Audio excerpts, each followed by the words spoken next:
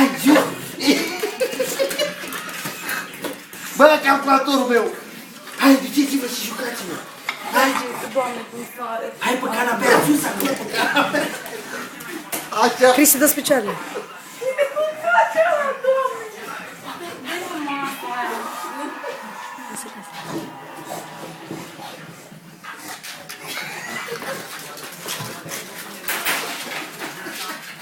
Zic că mai au o să plângă cințile după el. Ce iubita mea! Ce iubita mea, ce face? Ce face să joacă cu tine? Hai, joacă-te, tante! Joacă-te, iubita, joacă-te! Hai, la joacă! La joacă, hai! Așa, așa! Vezi cum se ferește de el? Nu-i face nimic, nu-ți face probleme, că n-am nicio treabă.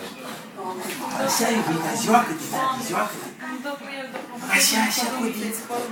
Așa, codiță, joacă-te, tante! Joacă-te, iubita! Prietenul tău, e măi, e măi, da? E măi, da?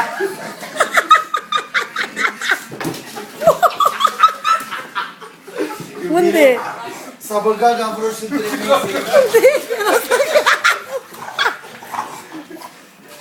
S-a băgat în televizie. Aoleu! Cristi, trebuie să ne mai luăm unul, pe cuvânt. Nu, eu vă spun.